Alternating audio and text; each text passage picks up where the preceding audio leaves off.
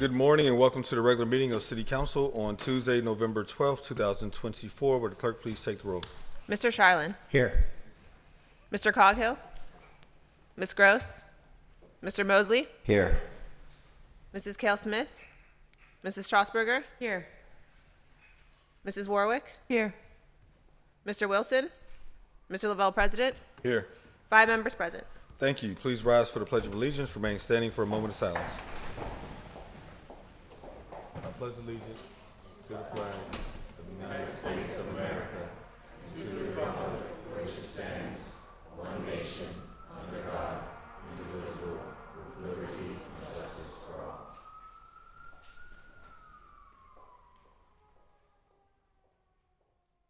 Thank you very much. In accordance with the Home Rule Charter, our first order of business will be Mayor Ed Gainey's 2025 budget address. Councilman Mosley, will you please escort Mayor Gainey into chambers?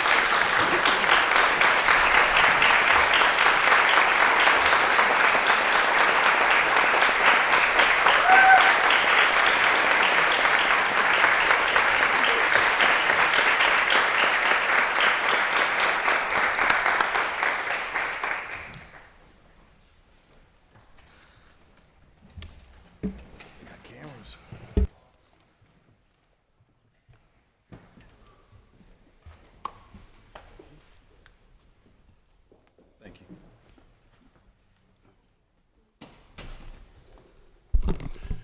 I thought Daniel was going to say a couple words. I guess he already did it. First, I want to say thank you. I want to thank you for the opportunity to give my state of the budget. Good morning. Good morning. Yeah, I like that. Council President Lavelle, Council President Pro Tem Wilson, Finance Chair Strasburger, and members of City Council, and my fellow Pittsburghers. Thank you for joining me here today to discuss the state of our beloved city. Thank you for joining me. As we gather here today, our country has reached a pivotal moment in history. At a time when echoes of division are loud, we must remember that at our core, who we are. We share a hope of a better tomorrow and a better future. Whether we like or dislike the 2024 elections, our strength lies in our ability to listen, to understand, and to unite despite our differences. Here in Pittsburgh, we will forge ahead to create a city for all. We will not allow hatred and division to hinder our progress. We will use every resource to protect our residents so that everyone feels safe and welcome. We will continue to develop strategies to create new opportunities in our city so every resident can thrive. Our mission remains the same. We will always promote and protect the public good, and we will always promote and protect the public good through excellent and equitable services for every resident and visitor in our city. I am encouraged, and I encourage all of us to exercise empathy while we commit to building a city where every person, voice, and community matters.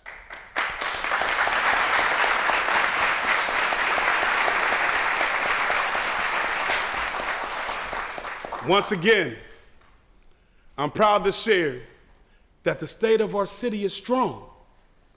For the past 3 years, my administration has been working hard to rebuild city government as we emerge from a dual crisis of a financial distress and the COVID-19 pandemic. When I took office, our city stood at a crossroads. Only a few years before, we exited Act 47 financial distress. This was an enormous accomplishment, but one that came at an extraordinary cost. While the city's balance sheet was finally back in good order, the city itself was not. Years of cutting costs meant we lacked the staff, equipment, and institutional knowledge to maintain our infrastructure. We were running vital city functions with outdated systems, and we were just barely keeping up with basic services like garbage collection, emergency medical services, and community safety. We were stretched thin and lacking the things that we needed to do their job. City workers were being injured at a shocking rate, and the morale across the workforce was extremely low. This weakened state made it nearly impossible to confront the pressing issues our residents face. Challenges like a drastic shortage of affordable housing that displaced 3,000 low-income Pittsburgh households between 2015 and 2019. We had cumbersome permitting process that hindered new economic development and widening disparities in wealth, job opportunities, and small business success. But where many saw adversity, I saw a unique opportunity. And although there have been many attempts to respond to these challenges, few had truly blossomed. Many of our small pilots, unable to meet the scale of our challenges, such as our investments in affordable housing. Others failed to launch due to a lack of focus, like the land bank and rental registry. And at the same time, COVID-19 pandemic left us with new challenges that swept cities across the country. Homelessness had grown significantly during the pandemic, but emergency federal aid that provided shelter and the opportunity to self-isolate had masked much of the problem. As federal aid expired and shelters closed, the true magnitude of the challenge became apparent as people with nowhere else to go turned to our trails, our riverfronts, and much of our downtown in search of a means to survive. COVID also fundamentally changed how Americans work in a way that central business districts everywhere, but especially downtown Pittsburgh, were not prepared for. As remote and hybrid work became a permanent fixture of office culture, businesses scaled back their office footprints. Vacancy rates in office buildings rose, and commercial real estate values fell. In response, business owners have appealed their tax assessment due to these shifts in the market. These challenges are complex, multidimensional, and intersecting. But at the root, we saw they shared a common solution. We needed to make government work. We needed to make government work, rebuilding our ability to deliver basic service and do so more quickly, conveniently, and seamlessly for our residents. And we needed to make it work for everyone. Everyone should benefit in our government. We needed to make it work for everyone, particularly for people who historically have been left behind and left out. My administration put these two strategies, making government work and making it work for every Pittsburgher, at the heart of our efforts to rebuild city government from the ground up.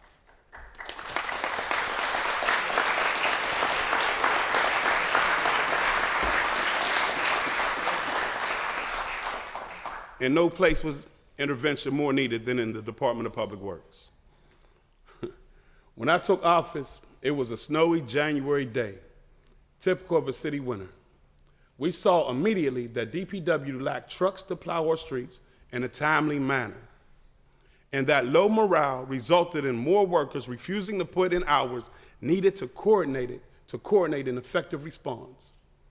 The workforce was unmotivated and resentful, thanks to a management culture that used discipline as a first resort to address performance issues, and relied on politics and favoritism to determine promotions rather than merit and experience.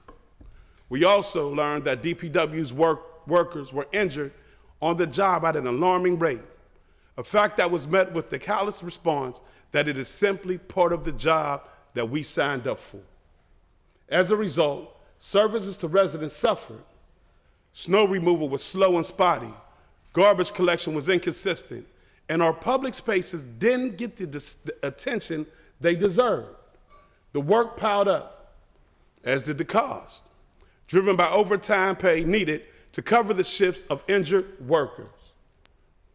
My administration understood that if we tackled these challenges in DPW, we would lay out a blueprint for transformation across this city. Even more importantly, we knew that we could show the entire city workforce we were serious about making our government work. We started immediately by visiting every division at shift change during snowstorms to show that we stood with our workers. It's important that our workers know that we stand with them. Now, let me be honest, those were some cold, dark, early mornings. But direct conversation with our frontline workers taught us a lot. They revealed the dire need for more trucks. So by February of the first year, we had implemented a plan to purchase or lease 12 new vehicles to supplement the DPW fleet, a response that continues to pay dividends every winter. I want to stop right here. I want my DPW to stand up. I want my members from DPW to stand up.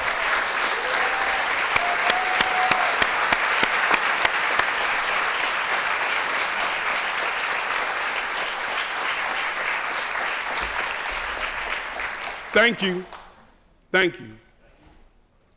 We also learned about a number of top-down innovations that sounded good on paper, but actually made matters worse. Drivers told us that they had lost the ability to regulate salt themselves. But this change, intended to save money on the city salt purchase, resulted in the need to sometimes go over the same road several times just to get enough salt on the ice. This meant that really, we weren't saving anything, just slower response times for our residents. So we listened and got to work with department leadership, finding ways to increase the volume of salt that our trucks distributed where it was needed. We put control, this is trust. This is what I mean about trusting your employees. We put control back into the hands of our drivers, trusting their experience and firsthand knowledge to drive our approach. I want to thank every driver that spoke to us about what they needed to do to make sure that our streets were safe. Thank you.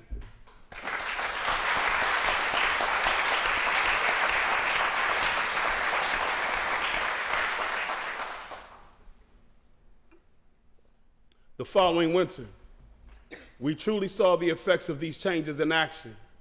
With a motivated and engaged workforce, better equipment, improved process, and clear expectations, we were able to institute the city's first service level standard and inform our residents that we could have every street treated within 24 hours of a storm, 24 hours of the storm in, a commitment we have consistently met or exceeded since the winter of 22 and 23. That's powerful. It is simple but powerful approach. We listen to the needs and concerns of our frontline workers and follow the evidence to find real solutions to the root cause problems. With this approach, we made changes large and small.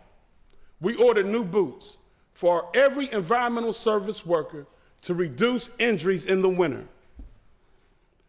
And we overhauled the entire promotional structure to ensure that forepersons and supervisors are selected based on their ability to lead and to deliver services for our residents rather than on who they know.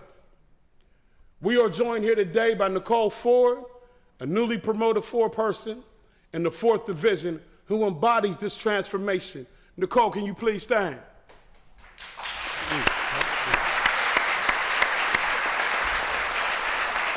Thank you. Thank you.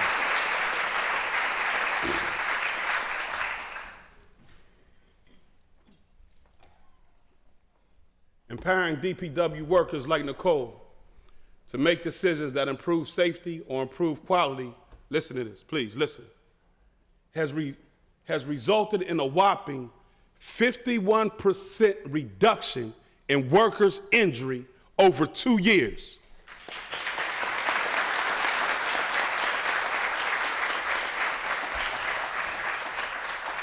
A 51% reduction in workers being injured. That's powerful.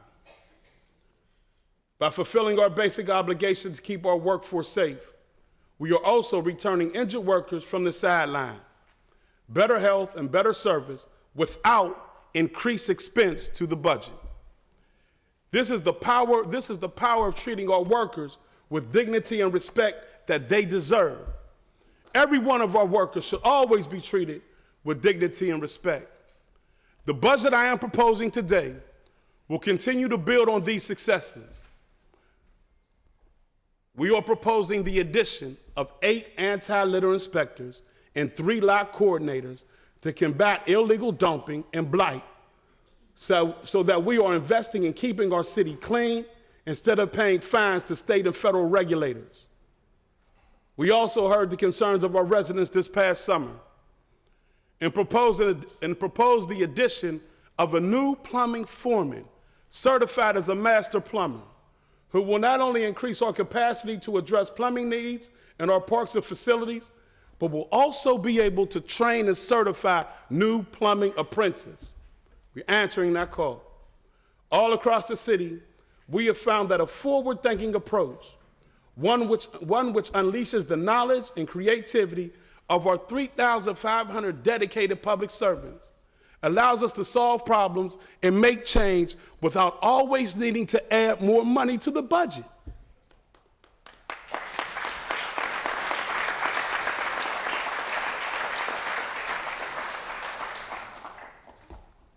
Let me turn now to our efforts to repair and improve our aging infrastructure.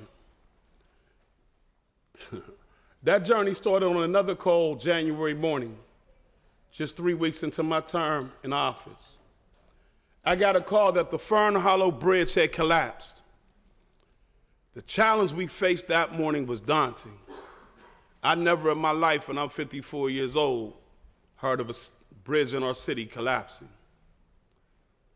Containing the safety risks that the collapse caused, and immediately thinking about how to build a new bridge to reconnect our neighborhoods. But perhaps the most daunting task was figuring out how a piece of infrastructure used every day by commuters, first responders, and our school children got into such poor condition in the first place. What happened to the Fern Hollow Bridge? And what did it mean for the other bridges across our city? In partnership with the Biden and Wolf administration, we got right to work. And we designed and constructed a new bridge in record time, cutting the ribbon on the new Fern Hollow Bridge less than a year after it collapsed.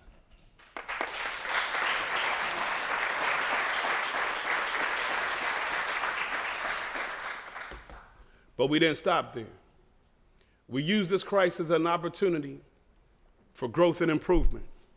We forged new and closer working relationships with PennDOT, the Southwestern Pennsylvania Commission, and we developed faster and more nimble methods of engaging with the community to incorporate residents' ideas while responding to the urgency of the moment. And we got a clear view for the first time in decades of how problematic the state of our infrastructure truly was. So we didn't just start with a new Fern Hollow Bridge, we dug deeper. We launched a brand new bridge asset management program to completely rethink how we take care of our bridges. We updated our inspections of every bridge, and we added city workers to do ongoing maintenance. As a result of these efforts, we not only have a new Fern Hollow Bridge, listen to this, we also have 0 open bridges in failing condition. We don't have one bridge in the city in failing condition. And a long list of projects underway. with a plan to have every single bridge in our system in a good state of good repair. At times, this will require us to close a bridge proactively. When we discover issues, as with the recent closure of the Panther Hollow Bridge, but I will take a closed bridge over Pittsburgh's going over an unsafe bridge every single day.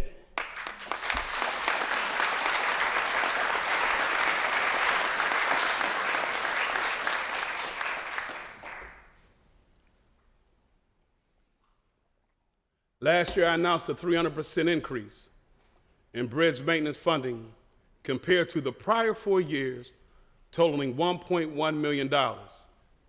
This is a significant cost to bear. It is a significant cost to bear. But it is better than doing nothing and continued inaction. Today, I'm proud to propose that we maintain this level of investment and maintaining moving forward to make sure our bridges are in good condition. And now we're taking our commitment to safe infrastructure beyond bridges to every part of our transportation network. No one should lose their life to a traffic accident. No one. Yet in my time as mayor, I witnessed far too many senseless deaths on our streets caused by reckless driving and unsafe road conditions. That's why I committed to a vision of zero traffic-related fatalities in the right-of-way. We're dramatically expanding our deployment of traffic calming measures, bike and pedestrian lanes, and sidewalk repairs. In the 2024 budget, we increased funding for traffic calming projects by a whopping 146%, a level of investment we are proposing to continue in 2025. A dedicated Vision Zero team brings together expertise from across departments to immediately review every serious crash, to understand its root cause, and to be sure that we maximize safety for everyone who uses our roadways. That's important. I'm proud to be joined here today by Lauren App. Where's she at? Where's she at? Is Lauren here? Stand up. Thank you. Thank you. A mother, Manchester resident, and avid cyclist who was one of many Pittsburghers who has stood up to say that far too many of our children, parents, and friends have died in roadway crashes, and that we must take action. Thank you for being here today. Thank you for standing up, and join me and Lauren as we continue to fight to ensure that we don't lose no lives on our roadways.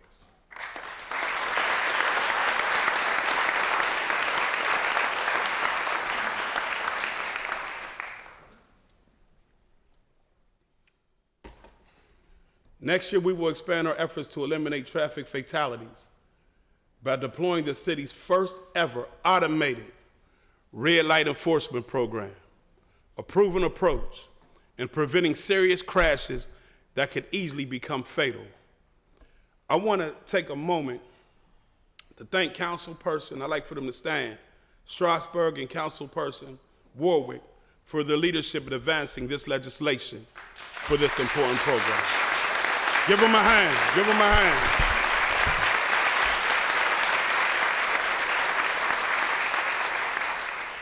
In my proposed budget, we have allocated $1.2 million for the red light cameras we will need, as well as a new position to manage the program. This innovative solution will work in concert with a $32 million project currently underway to network all of our traffic signals and be able to adjust traffic patterns in real time, all from a new traffic management center based on traffic flow. And while innovative approaches and new technology form a central part of our plan to increase safety and renew our infrastructure, listen, we remain committed to building blocks of maintaining our roads. We're talking about paving. And good news for our neighborhoods, I have proposed a total of $20.3 million to repave roads, an increase of $3.3 million over this year's program.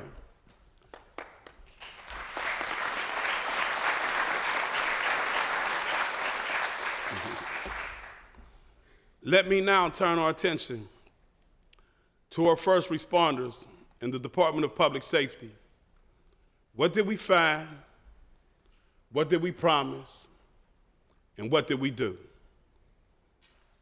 At the end of 2021, there were 163 homicides or non-fatal shootings in our city, concentrated especially in neighborhoods that had seen disinvestment and had been passed over by community building efforts. Morale in the police bureau was low, leadership was lacking, there were no recruits in the academy, and trust between the police and the community was deeply compromised. To create a city where no one feared either crime or the police, in the past 3 years, we have completely overhauled the command staff with energetic and forward-thinking leaders who are committed to a community-first vision of policing. We've also implemented new data-backed and proven deployment models that return police to the streets when and where they are most needed. And we've restored normalcy to some of our most challenging areas, like downtown and Carson Street. We negotiated historic new police union contract to help us recruit and retain officers through competitive pay while also increasing transparency and accountability through a revolutionary disciplinary matrix that is allowing us for the first time to clarify norms and build public expectation so that officers who do a great job are able to advance and those who don't can be held responsible.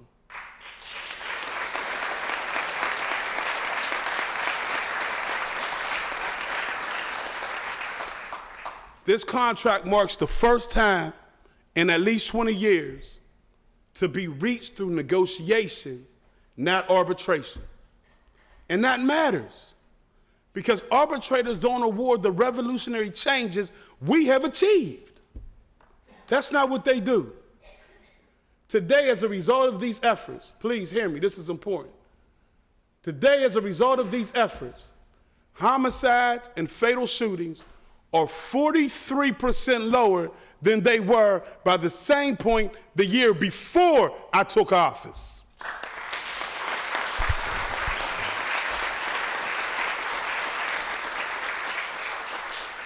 Importantly, this decline is largely driven by dramatic transformation in some of what were previously our most violent areas, like Frankstown Avenue and Allegheny Commons. We've done a great job of reducing homicides in those two communities. Allegheny Commons done, Homewood, I think, 2 in only a year. Think about that. Thank you to our police. Thank you to our community.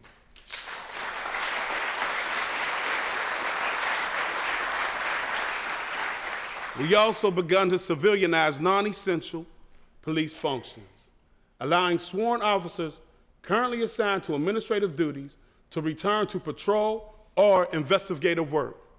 This year, we hired the city's first community service aides. They are unarmed responders who can respond rapidly to nonviolent situations like parking violations, property theft reports, and wellness checks.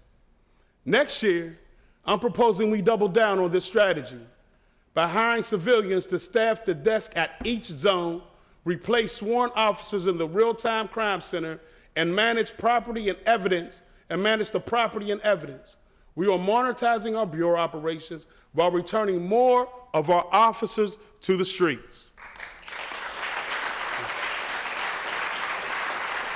Pittsburgh, we've made tremendous strides to make our city the safest city in America, and we're just getting started.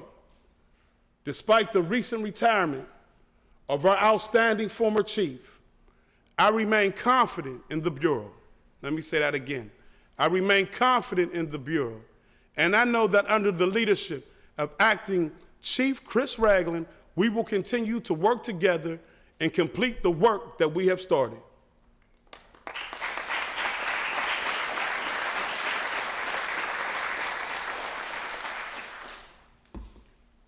We've also expanded our commitment to violence intervention with a crew of 30 violence interrupters who are working with people who are at risk for committing or falling victim to the disease of gun violence.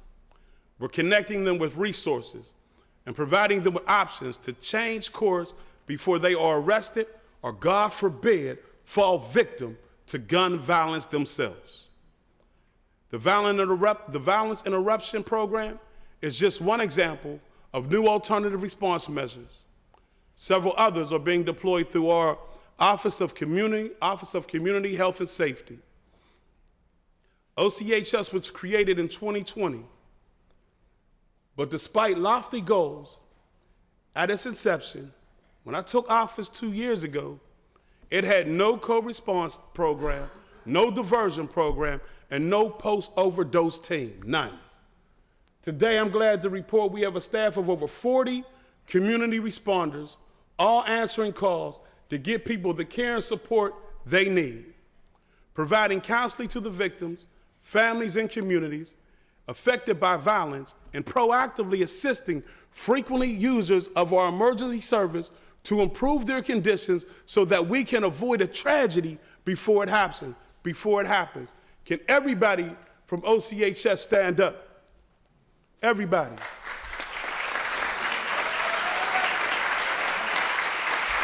Thank you. Thank you.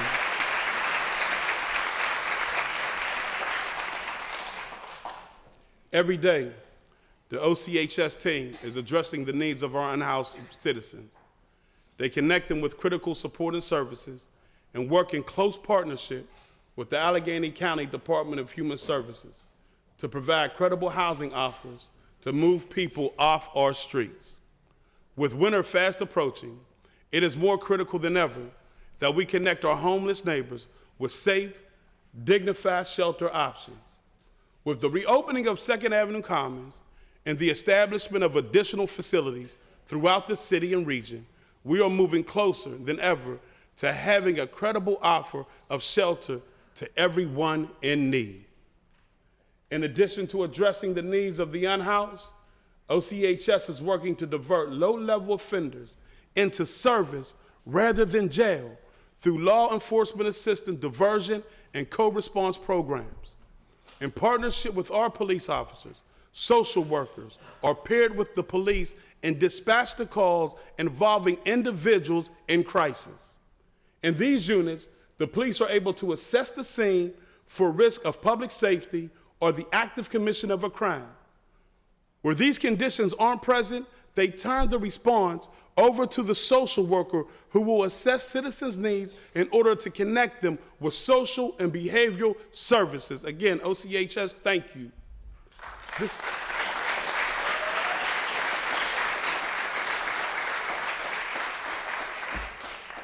This immediate hands-on service model, backed by law enforcement in the courts, provides at-risk individuals a last chance to accept help and avoid arrest.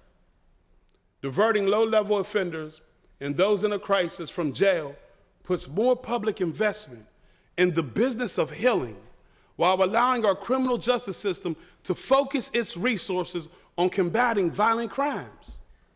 This year, we have deployed co-response to the daylight shift in Zone 1, 2, and 5.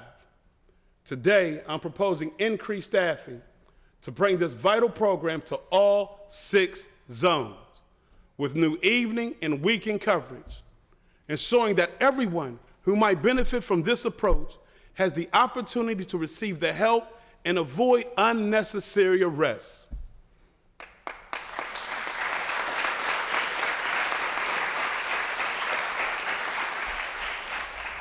The success of our efforts to improve public safety ultimately hinges on our ability to recruit the next generation of emergency responders.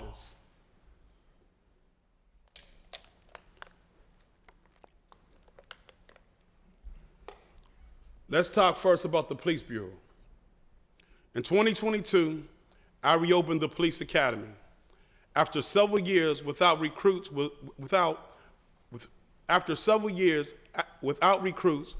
which was rapidly dwindling the number of officers we had, Reopening the academy has allowed us to initiate new recruits into the profession with revamped training rooted in community-oriented, human-centered approach to the job. We also remove barriers to entry for people considering careers in law enforcement, eliminating college credit requirements that prevented those who couldn't afford college from entering the academy, and removing implicit bias from our psychological screening process. The success from those efforts continue to grow, and I am proud to report that last week we started our 5th class since the academy reopened with 42 recruits, the largest to date, all of whom are eager to protect and to serve. Thank you.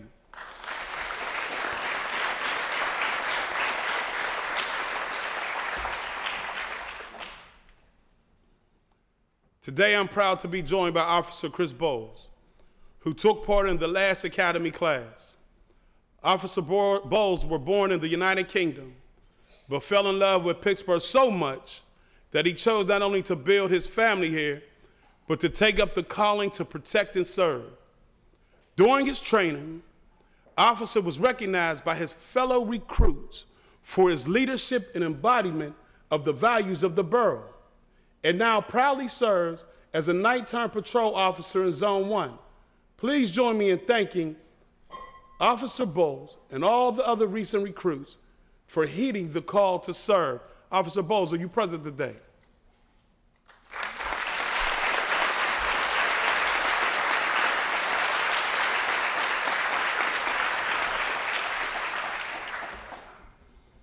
In the Fire Bureau, we just graduated a class of 39 firefighters and are changing the testing process to eliminate outdated barriers so that women who want to pursue this profession can. The Emergency Medical Service Bureau has, for the first time, under the leadership of Chief Gilchrist, accepted the challenge of recruiting and training its own EMTs with the Freedom House EMT Training Academy, which builds on the historic legacy of the Freedom House Ambulance Service, the first public emergency medical service in the country, launched right here in our historic Hill District. Until now, a person who wanted to become an EMT had to come to the Bureau with their qualifications in hand. That meant finding a way to pay for their own training before being eligible for employment. The new Freedom House Academy provides recruits with full-time paid employment while they receive their training and a guaranteed job with Pittsburgh's EMS if they see the program through. This brings our medical service in line with the training approach used by fire and the police. Can I ask Chief Gilchrist to stand up?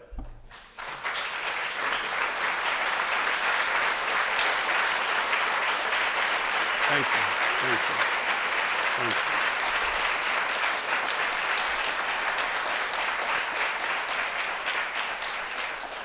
We've already seen early success from this model.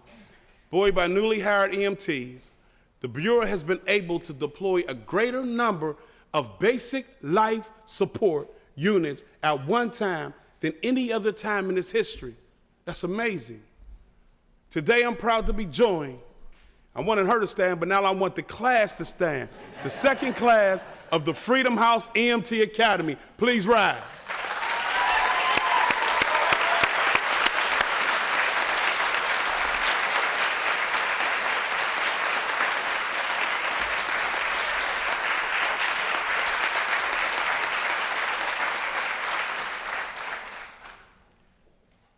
Now, if we're going to talk about making government work, then we need to talk about bureaucracy. We have to make sure that our own rules and procedures don't stand in the way of achieving our mission. To make our city a place where all are safe, welcome, and can thrive. In that regards, our permitting process was missing the mark when I took office. Let's be clear.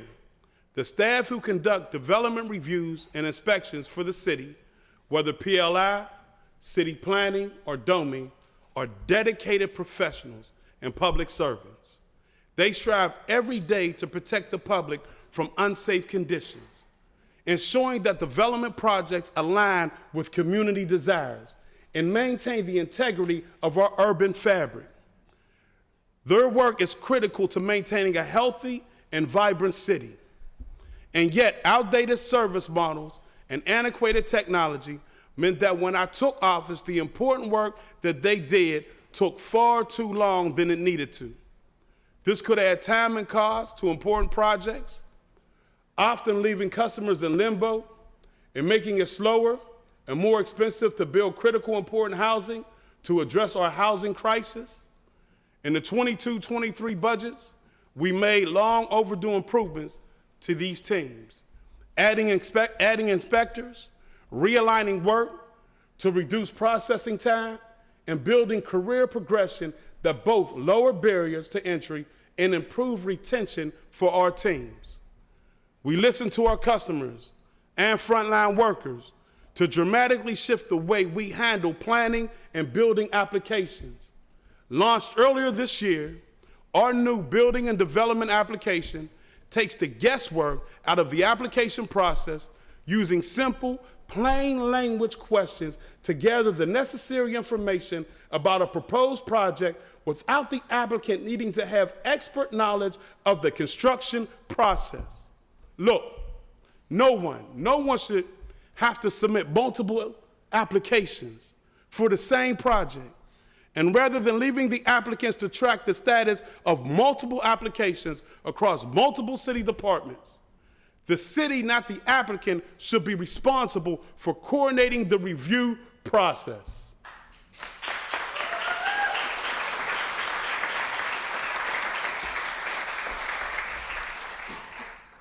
Here's how it works. The applicant supplies the information the city needs to do its review. From there, we take over to determine what approvals are required to complete the project. We request additional information from one applicant, and then we conduct one unified review of the applicant's materials. What residents and developers will experience is a faster,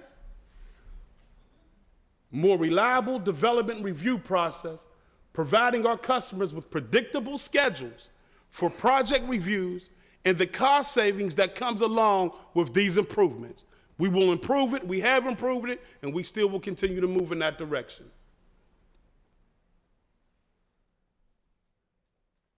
And next week, we will take another huge step forward to improve the development review process when we open the physical one-stop PGH, a brand new in-person permitting counter at 412 Boulevard of the Allies. This will mark the first time that the city has accepted permit applications in person since the beginning of COVID-19 pandemic.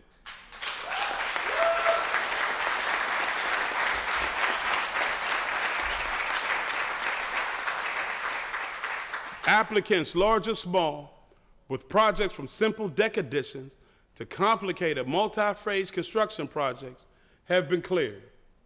They want to have an in-person option to submit their permit applications where they can speak face-to-face with review staff, ask questions, and build relationships. We addressed additional customer needs by proposing new caps on PLI's fees. For residential projects, the cap is $8,000 and $80,000 for commercial projects. Our proposed budget also includes support for city planning to test a pilot program for concierge-type services on certain projects.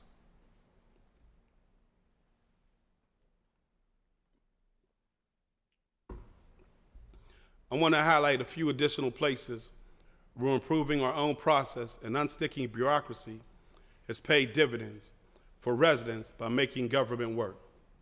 First, rental registry. This important program is critical to fulfilling our commitment to ensuring that every Pittsburgher is provided with safe, adequate living conditions. A functioning registry lets us protect the public from predatory landlords.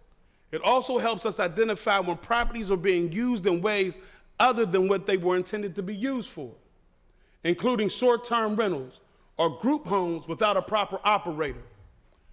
Just as importantly, it provides us with a clear picture of where rental units are and how to contact their owners, providing much-needed improvements to the ways in which we plan for, communicate about future development. Now, when I took office, this legislation had been on the books for 10 years. However, it had yet to be implemented because it was tied up in lawsuits with no path to victory. So we revised the law, hired and trained inspectors, and will begin voluntary registration by mid-December, with full enforcement starting June 1st of next year.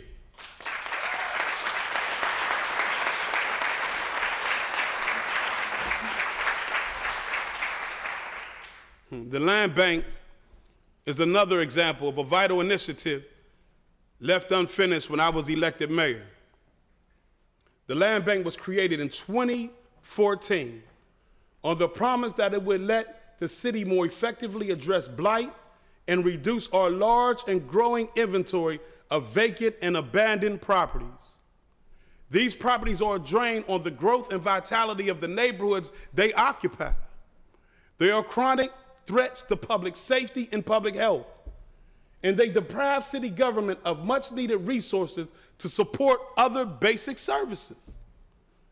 But despite the urgent need for this work, when I took office, the Land Bank hadn't moved a single property.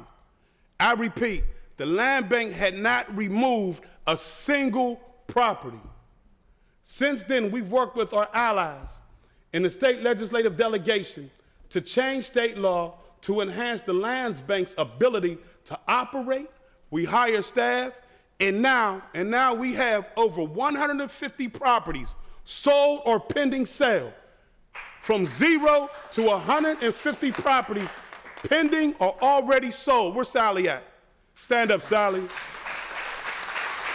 Give her a hand.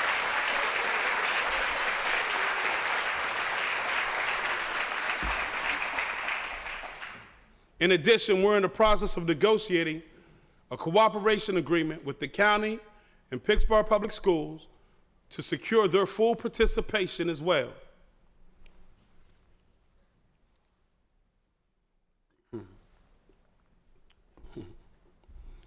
Now I'd like to take a minute to talk about the neighborhood we are in right now, downtown. Since the day I took office, I received more calls from a broader set of stakeholders to discuss our downtown than any other issue. As the COVID-19 crisis abated and the world began adjusting to a new normal, it became apparent that a major shift was underway in the city's commercial real estate market. After 2 years of quarantine and remote work, employers and white-collar professionals begin to face the question of when, how, or even whether businesses would return to the office. It was clear that while there was still a place for downtown offices in our business culture, the days of Monday through Friday 9-to-5 commuter model is over. The true social, psychological, and economic costs of the pandemic were also revealed, and a growing homeless population was pushed out of emergency shelter and onto our streets. This combination of these two trends began to establish a vicious cycle. Concerns about cleanliness and safety slowed the pace of the return to work, putting further pressure on the health of downtown. We saw that a dedicated, compassionate, and humane public safety initiative was necessary to meet the needs of our unhoused, and that a reinvestment strategy was needed to guide downtown through its transition into a vibrant, mixed-use neighborhood. And we knew that the success of either initiative would depend on the success of the other. You couldn't have one without having the other. So first, we invested heavily in an all-of-the-above public safety approach to downtown, focusing the energy of our OCH Roots team to working with the unhoused who were concentrating in the Golden Triangle. The Pittsburgh Downtown Partnership supplemented these efforts with a new Downtown Ambassadors Program. And whenever I talk to visitors that come to our city, they consistently point out how friendly Pittsburghers are to strangers from wherever they come from. But in 2022, with the sidewalks usually empty, that neighborly attitude was noticeably missing from downtown. The Ambassadors Program stepped into that gap, connecting with people, putting additional eyes on the street, and helping to coordinate a response across different agencies. Is Jeremy here? Please stand. Jeremy.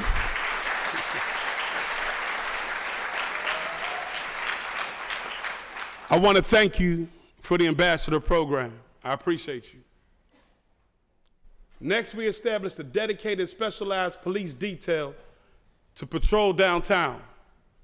Modeled on the successful model, community-oriented station in Northview Heights, this team combines tried and true boots-on-the-ground tactics like foot-assigned foot patrols and in-person engagement with residents and business owners, with a public health approach like de-escalation, diversion, and referrals to human service supports. I'd like to take a moment to thank Acting Chief Ragland and Commander Novosel for their efforts to lead this initiative. Please rise.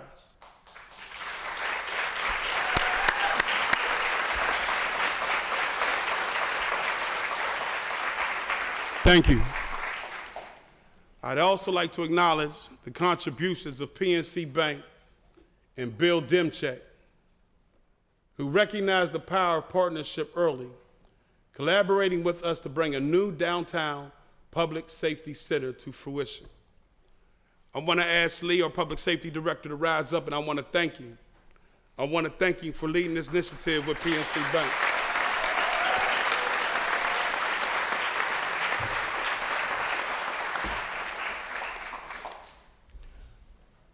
Finally, dedicated downtown clean teams made up of the city's DPW workers, PDP contractors, and the maintenance staff of downtown businesses now collaborated as never before, pulling tools and resources and reworking their shifts and assignments to ensure better routine coverage and more rapid response time to make sure that we are doing the job for downtown. Taken together, these street-level initiatives allowed us to reduce actual and perceived safety and cleanness challenges and to break that vicious cycle that was preventing employers from calling their workers back to the office. But public safety workers and clean teams alone could not solve the problem of our downtown real estate market. We needed a comprehensive plan, a strategy for reimagining downtown. To develop that comprehensive strategy, my administration jumped into action, leading the convening of the public sector, corporate community, foundations, and cultural institutions, and downtown serving nonprofits. It was apparent that downtown needed more than just office space to support a healthy economy. In particular, we needed rapid growth. We needed residents to live downtown to balance against a reduced commuter base. Local government led the way with the Urban Redevelopment Authority, the Allegheny County Economic Development Department, and the PA Department of Community and Economic Development, partnering to establish a pilot program aimed at converting unoccupied office space buildings to residential use. This pilot program immediately spurred significant projects, but as importantly, it allowed our economic development agencies to show that residential conversion was feasible to scale downtown. Working hand in hand with my administration, corporate and downtown stakeholders, led by the Allegheny Conference, the Pittsburgh Downtown Partnership, and the Downtown Neighborhood Alliance. If somebody from the conference, I know Jeremy's here, if John is here, please stand and be recognized for your help in creating this plan.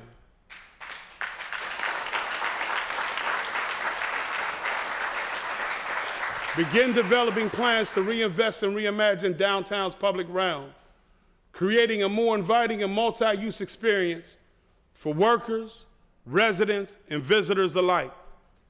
Working collaboratively in ways not seen in decades, the government and business leaders of the region came together to create one coordinated vision and to craft an ambitious but achievable plan. We took this plan to Harrisburg to present a unified front to raise the resources needed to make it happen. The results of this nearly unprecedented consensus was announced a few weeks ago, a package of $600 million of reinvestment in downtown Pittsburgh, anchored by $60 million from the state, $20 million from URA, and a broad array of private sector pledges. These commitments are in turn unlocking private investment in critical projects.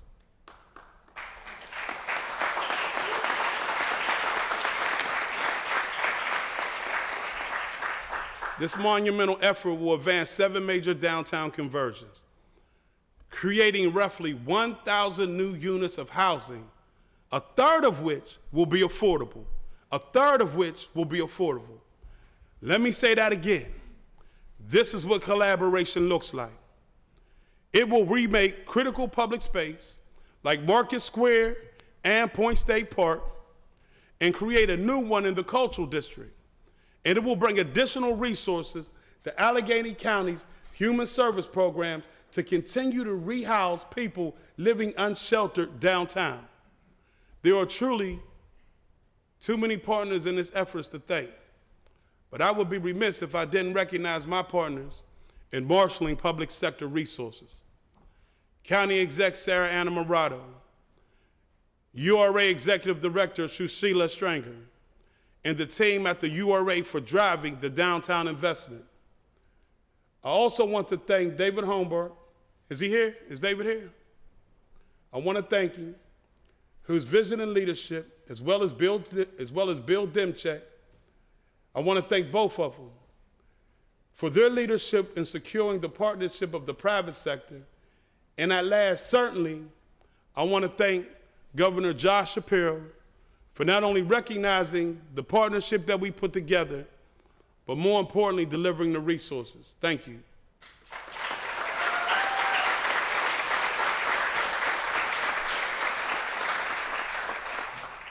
I would also like to take a moment to recognize the Pittsburgh Board of Public Education, Allegheny Council, and this council.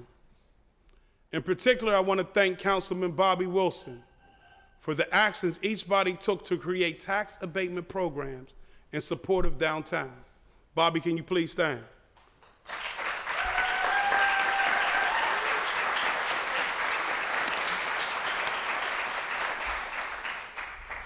As I said earlier, not only did we need to make government work, but we need to make it work for everyone, particularly for people who have historically been left out and left behind.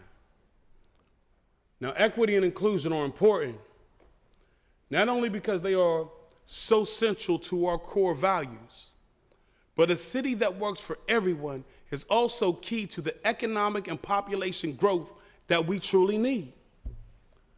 Let's start with housing. We can all rightfully be proud when Pittsburgh makes the list of the most livable cities.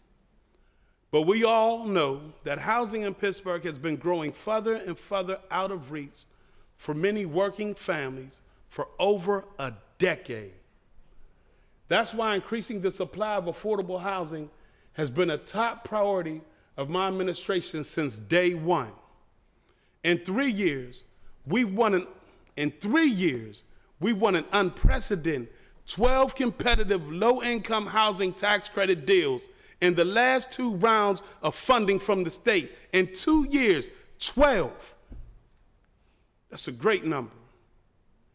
This is a significant increase in the number of awards our city has received from the vital programs and a strong signal of validation from the state and the capacity of the team at URA. It is also a testament to the robust pipeline of quality affordable housing projects being produced by our development community, And I would like to thank the new Executive Director of Action Housing for being with us today as one of the foremost developers of affordable housing units in the region. Action Housing is always on the front line of the housing crisis. Thank you for joining us. Lena, if you're here, please stand. Yeah.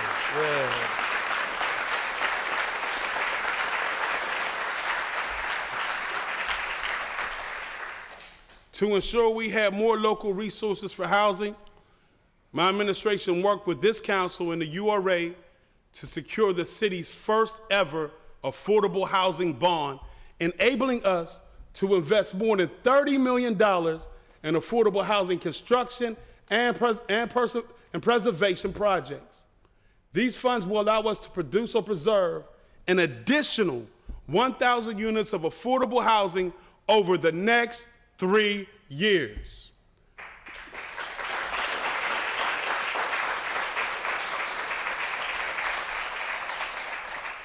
We know these resources are desperately needed, and I want to thank the URA for already putting them to work, from projects from Homewood to Allentown. This is all on top of the 890 units completed or in construction and more than 1,000 units approved by the URA board and in the pipeline over the past 3 years.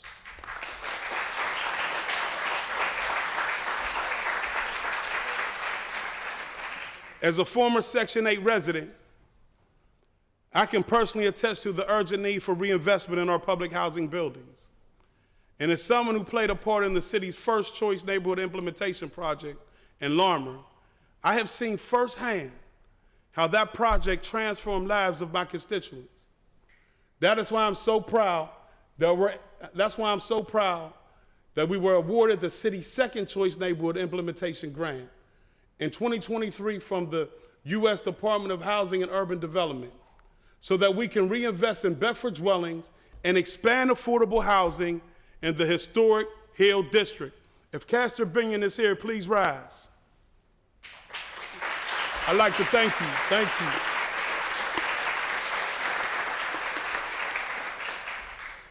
Coupled with funding from the city, the Housing Authority, and URA, we will leverage this $50 million in funding from the federal government into over $400 million in investments in the Hill District over the next 7 years. And this could not be done without the assistance of Council President Daniel Lavelle.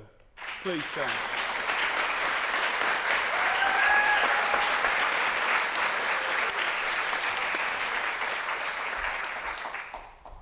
This is important because this means no gentrification.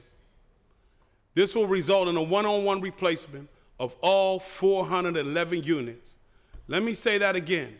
All 411 units of housing at Bedford dwelling means no one gets the place, along with 210 additional units of affordable housing and 202 at market rate in our historic Hill District.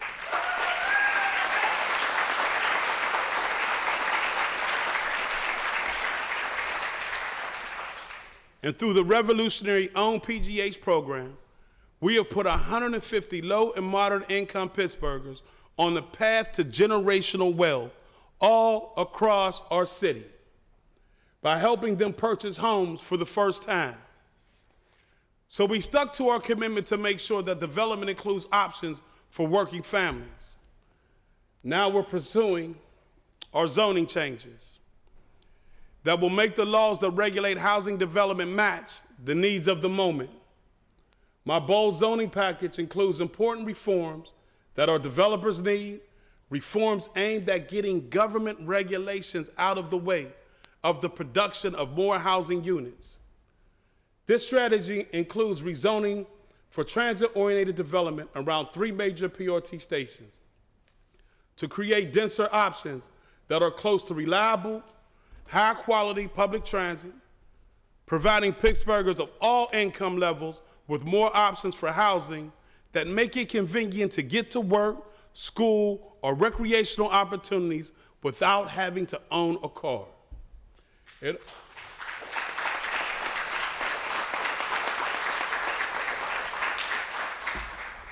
It also includes the elimination of parking minimums to remove an artificial floor on how much parking a new development must include. Parking is almost always the most expensive component of any residential construction or redevelopment project, and typically the component that is most difficult to finance. Eliminating this unnecessary barrier to the financial viability of projects will allow developers to produce significantly more housing units, both affordable and market rate. And finally, it includes the legalization of accessory dwelling units. Everybody say that's a joke. I don't get the joke, but I told some people refer to them as granny flats. Maybe that's the joke. I don't know. They are units that can be built into existing homes or built freestanding as an additional structure on residential lots. ADUs hold the promise of increasing housing options in neighborhoods without dramatically changing their existing community fabric, and they give new options to multi-generational families who would like to live together. They can also allow existing homeowners to generate additional income from renting out ADUs or give our seniors the ability to age in place.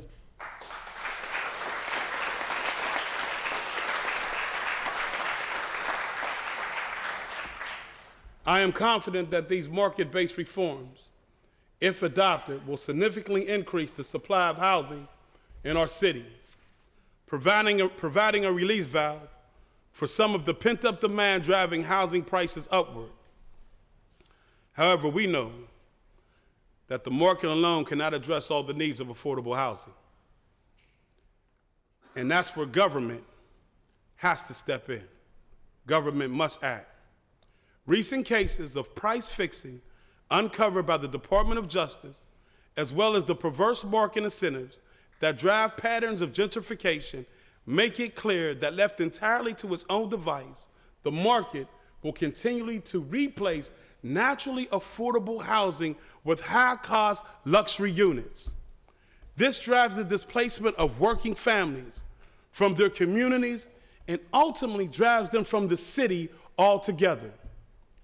That is why our package also includes the expansion of inclusionary zoning citywide, establishing that in all housing projects of 20 or more units, at least 10% of units be made affordable to households at or below 50% of area median income for rentals and 80% AMI for sale.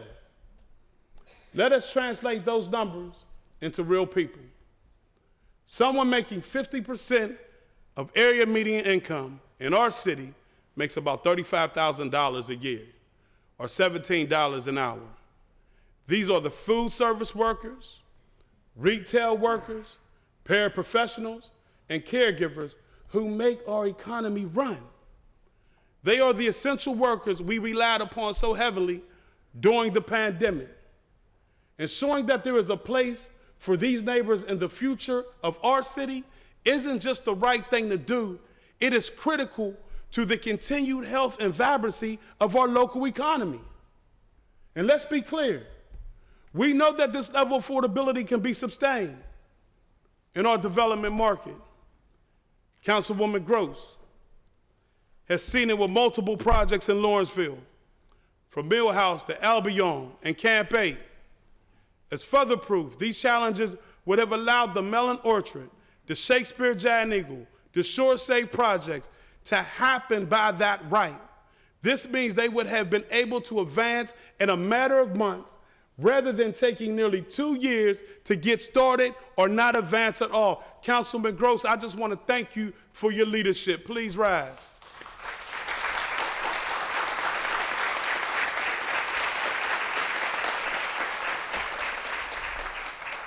Inclusionary zoning is an achievable and necessary counterbalance to our efforts to remove unnecessary hurdles to housing production. Taken together, our affordable housing zoning package is a pro-house and pro-tenant approach to building a city that everyone can call home.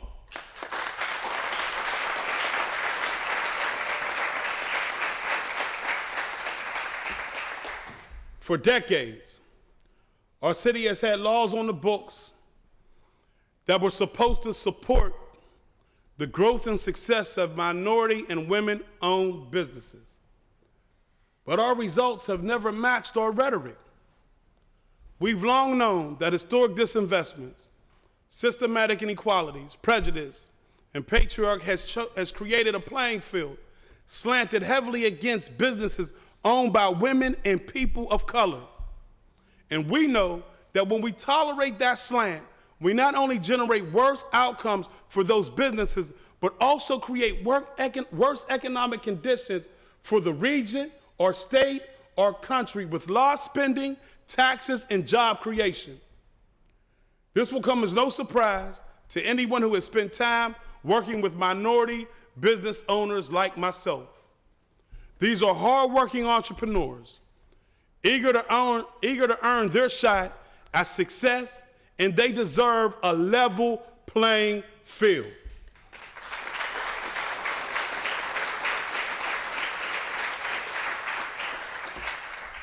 When I came into office, the makeup of our prime contractors didn't look anything like the rich diversity of our city. In the 4 years prior to taking office, only 10% of our larger contracts were awarded to MBE businesses as primes. I told my administration that it was time to change that. We needed to make our procurement process work better for all of our entrepreneurs. Because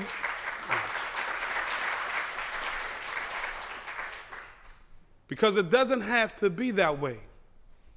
Our city code has clear provisions that permits us to have ambitious goals for the inclusion of women and minority-owned businesses in public purchasing. Those same provisions also allow us to sanction prime contractors that do not meet or even demonstrate a good faith effort to meet those goals. The Equal Opportunity Review Commission is entrusted with ensuring opportunity to historically disadvantaged populations. But for years, the ERC has been treated as little more than a procedural formality and a rubber stamp. One important way that we have undermined the power of the ERC was by failing to give it the legal foundation of an updated disparity study, the analysis required to set enforceable participation goals for women and minority-owned business. These studies are required to be updated every 5 years. But Pittsburgh's current study is over 2 decades old. Under my leadership, we are about to begin a new disparity study to establish updated participation goals and breathe new life into our procurement practices and our DBE programs.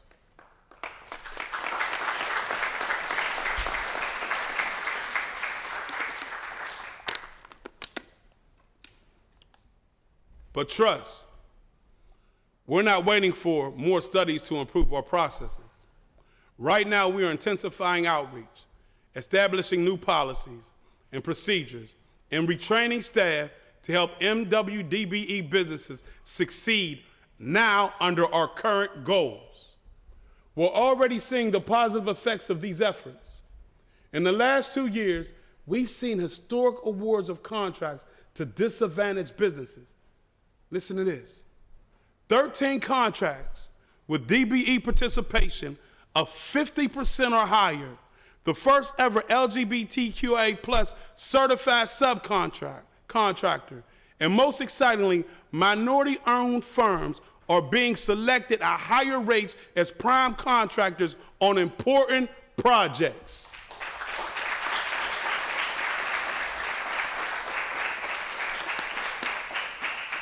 I'd like for Chuck Dorn, Felicity Williams to stand up, and I just want to say thank you. Thank you.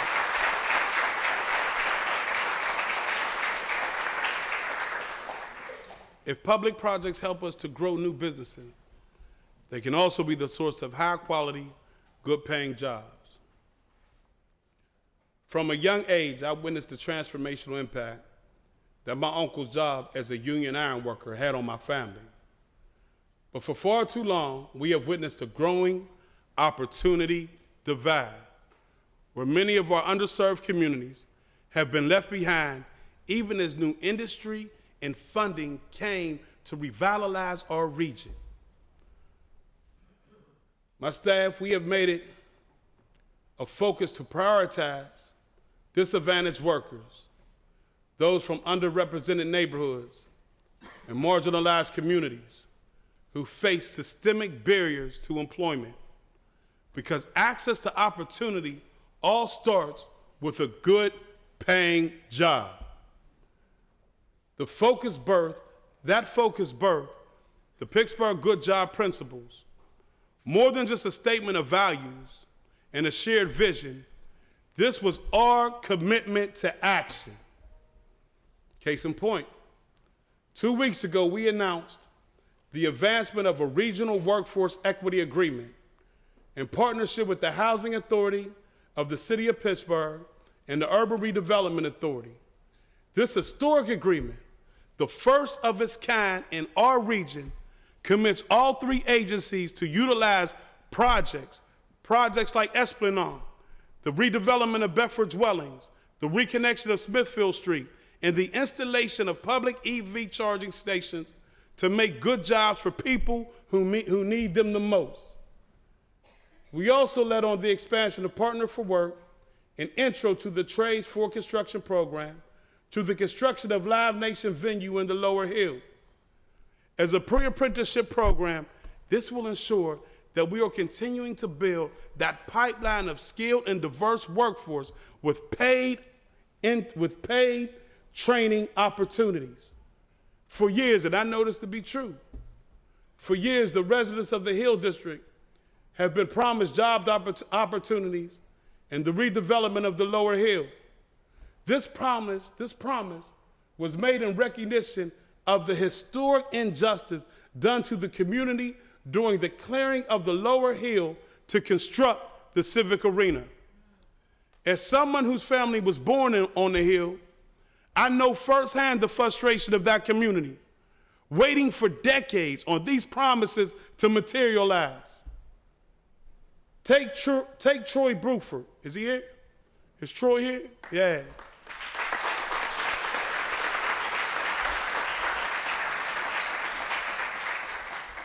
Who said himself at the announcement of this partnership 2 weeks ago that his life was not headed in a positive direction. He shared that. Last year, he completed the 4 construction program and is now working as a labor apprentice. Even better, Troy is also in the final selection for Apprentice of the Year.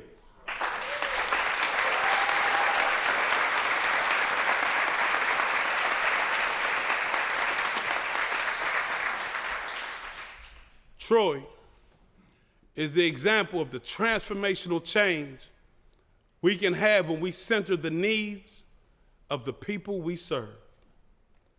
This pre-apprenticeship partnership on the Live Nation project is far from a fulfillment of our promise to the Hill. But it is a critical step forward. And I want to thank Live Nation, DJ Dick, and Partners for Work for their commitment to building opportunity infrastructure in the historic Hill District.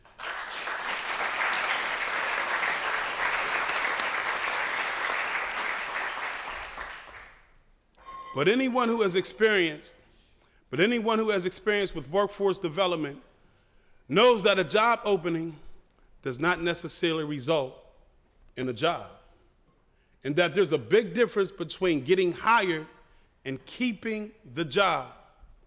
So it's not enough to say we're creating opportunity. Our job is to create success. We have to make sure that any worker who tries to make it does make it. It makes our city better. And that's why the Pittsburgh Prosperity Project is so important. Workers will now have a chance to get coordinated help clearing employment hurdles, like finding childcare that we know is extremely important, or learning job site culture, or securing transportation. Solving these problems turns abstract opportunity into real-world success. I want to thank the community stakeholders and our partners in the foundation community for helping us build the supports that can address the needs of Pittsburgh's disadvantaged workers. And I want to especially recognize Rob Cherry for the instrumental role Partners for Work has played in these efforts. Is Rob Cherry here? Come on.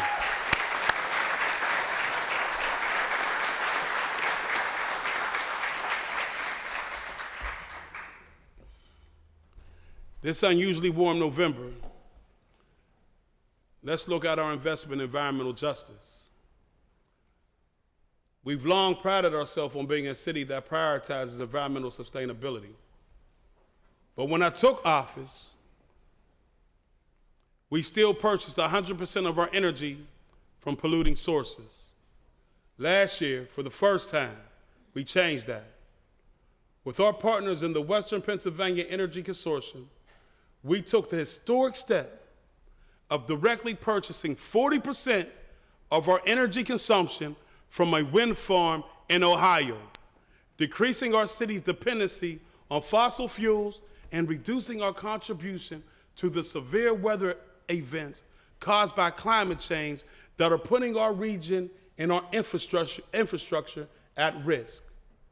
We're currently pursuing additional clean energy investments in our energy portfolio and are firmly committed to our climate action plan goal of 100% renewable energy by 2030. In partnership with the URA, we are also funding work to develop a solar farm on top of a slag heap, a literal mountain of industrial waste, leading the way in the transition from our region's fossil fuel past to a sustainable future. And as we look to that future, we know that we must also prepare for the environmental impacts of climate change. For years, Appalachia has been bearing the brunt of the unfolding climate catastrophe. In 2022, several storms in eastern Kentucky caused massive flooding that displaced thousands and destroyed communities that have yet to be rebuilt. In late September of this year, Hurricane Helene brought devastating flooding to western North Carolina and eastern Tennessee, wreaking havoc on communities like Asheville, which only until recently was attracting new residents moving there to escape the climate impact on the coast. The changing weather in our region places us at enormous risk, and the next disastrous storm could hit our city. We must prepare for this possibility, reinforcing our infrastructure and increasing our resilience to climate emergencies. That is why I have charged my administration to apply the same tools that allowed us to make so much progress on our bridges to the evaluation of vegetation and retaining walls and the natural built infrastructure that protects us from flooding and landslides. And we are creating a concrete hazardous mitigation plan that guides our investments so that our neighborhoods and our city are ready for whatever Mother Nature throws our way. But as we plan for the future, we must not plan only for the risk, but also the opportunities. As I often say, there's no microwave meals in development, and our most important task as leaders is to plant and water seeds that will bear fruit for decades from now, long after our time in leadership is ended. And that is why I'm so invested in our initiative to craft the city's first comprehensive plan, a historic vision of our collective ambitions for our city that will guide future land use decisions and economic development strategies. Rooted in the value of social, economic, and climate justice, our comprehensive plan will be the foundation that ensures that the capacity that we are rebuilding today will be put to use to make it work for everyone for generations to come. Because a comprehensive plan is a plan by all of us for all of us. In the new year, we will see the comp plan enter full swing as our 90-to-1 engagement strategy takes place. This will ensure that we are learning from residents in all 90 neighborhoods across our city. While this work will highlight what makes each neighborhood unique, it will also reveal what unites us as one city. I charge every Pittsburgher from every walks of life to engage honestly, openly, and fully in this effort. Crafting a comprehensive plan is truly a once-in-a-generation opportunity to shape the future of the city we all love in ways that will outlast many of us, and we can only build a city for all if we all take part.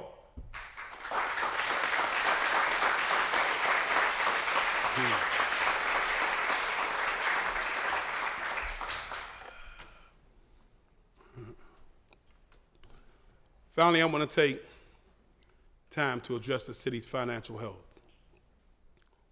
a topic that has received considerable attention over the course of this past year. This year, I launched a joint task force on city finances. All three branches of government meet monthly to keep each other up to speed with what's happening to your tax dollars. We are stewards of your resources, and all the task members take this seriously.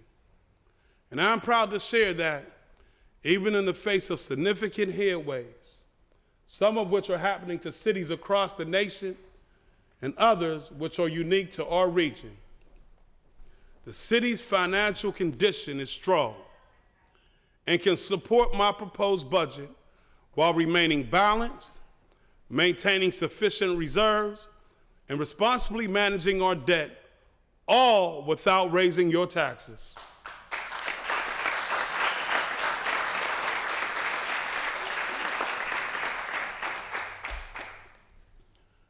The end of ARPA support for our operating budget in 2025, combined with the COVID-related debt cliff in 2026, will limit our ability to make new investments for the next 2 years. We've been telling the public about these tricky years since my first preliminary budget proposal in September of 2022. Let me tell you right now, 2 tough years will not stop us from continuing our mission of rebuilding your government and making it deliver for you.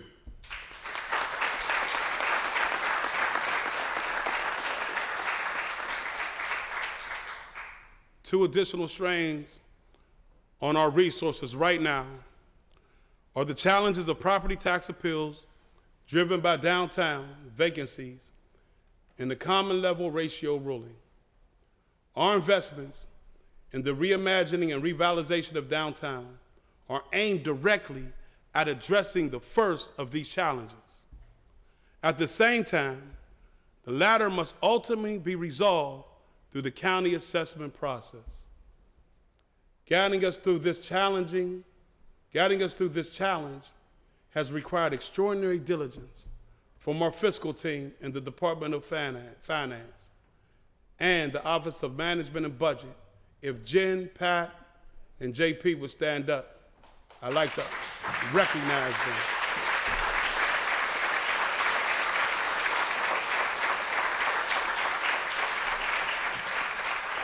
I am happy to report that they have risen to the task.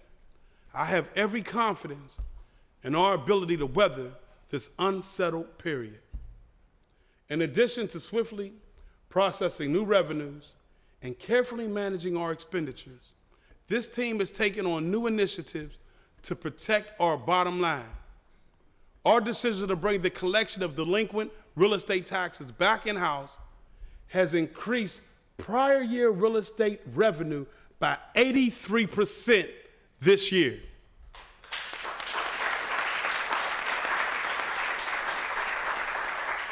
Largely offsetting income loss to refunds resulting from real estate tax appeals. The Finance Department has continued to deploy new technologies and process improvements to accelerate our ability to process new business registrations and tax payments, eliminating huge backlogs that plagued the city for years. On the spending side, thanks to careful management, we will achieve our objective of fully obligating 100% of our ARPA funds by the end of the year, meaning that not 1 cent of this vital financial support will be returned to the federal government. Our ARPA allocations balance purpose with practicality, supporting a mixture of core services, new projects, innovative programs. Our management of the program has been praised by the Biden administration for its professionalism and ambition.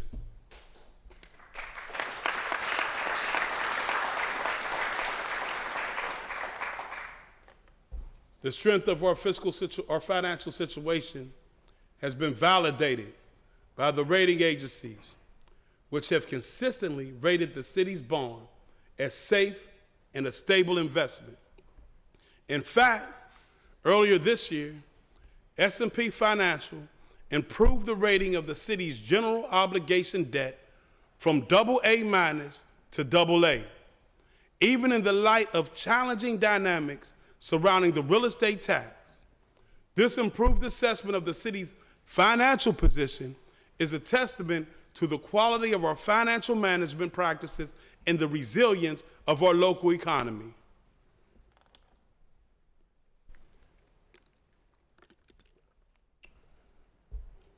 So Pittsburgh,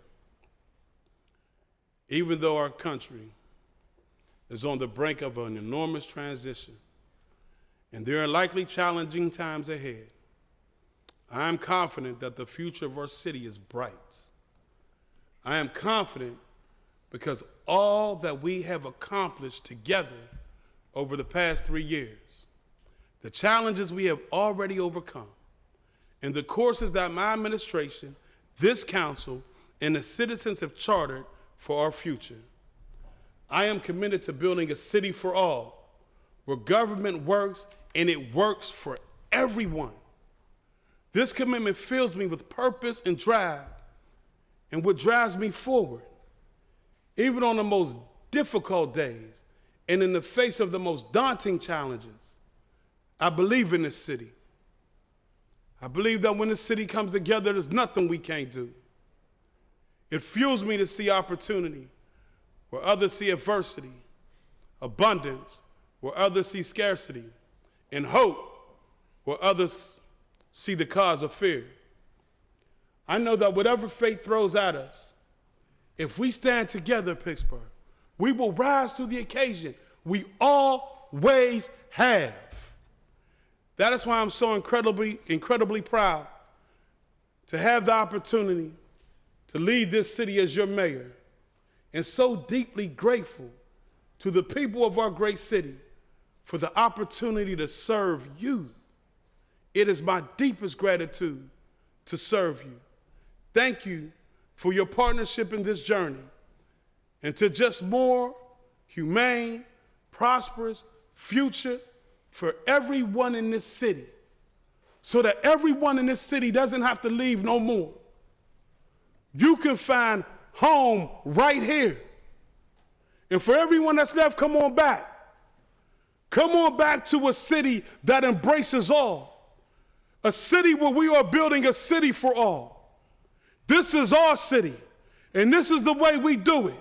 So I'm not going to say, let's go get it. I'm going to say, let's go get it done. God bless Pittsburgh, and thank you.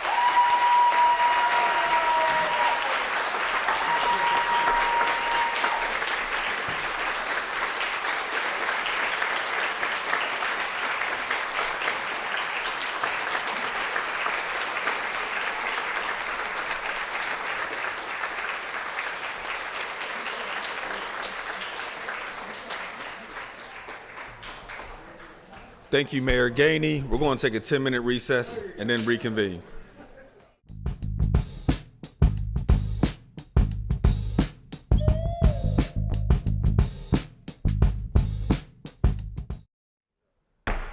Well, now good afternoon and welcome to the reconvening of our regular meeting.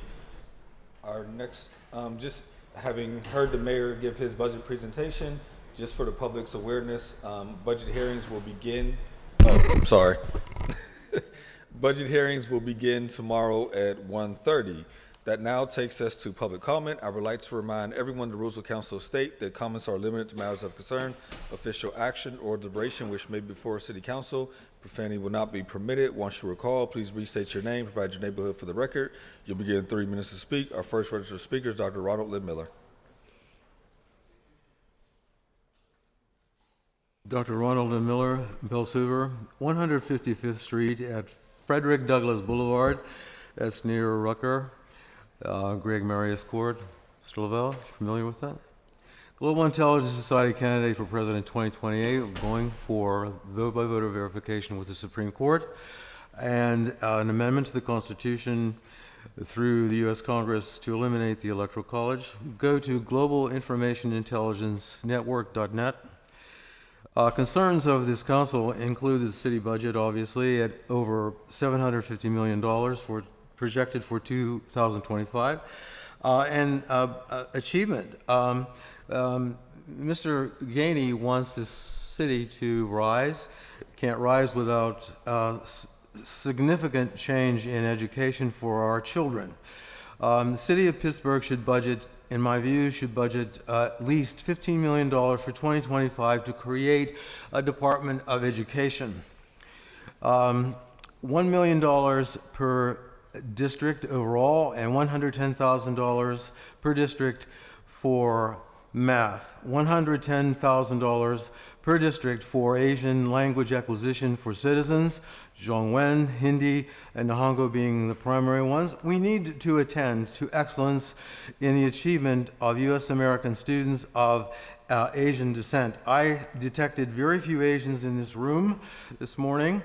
MIT reported late August 2024 that Asian American students comprise 47% of their 2024 class. African Americans, 5%. Asian Americans dominate the upper 5% of PPS students in academic achievement. Why doesn't Mr. Gainey talk about that? $110,000 per district for the material sciences, $110,000 per district for African language acquisition for our citizens across the city, in Arabic, Hausa, Swahili. We need to attend to excellence in the achievement of U.S. American students who are of African descent. Black Excel lists provide rigorous information on communities in the United States dominated by African Americans, with greater than 50% of whose individuals are college educated. Why didn't the DP and Harris and Gainey talk about what BEE offers? I have no idea. It would have been of great benefit. $110,000 per district for social science and humanities, $110,000 per district for Latin acquisition of language in Espanol and Portuguese. We need to attend to excellence, I think, in Latin. And that comes from Florida International University in Miami. We need a link between Pittsburgh and Miami on this. Thank you. Our next speaker is Ralph Williams, who is not online. Therefore, our next speaker is Amy Zayas. Is Amy Zayas with us? If not, our next speaker is Ikahana Halmalkina.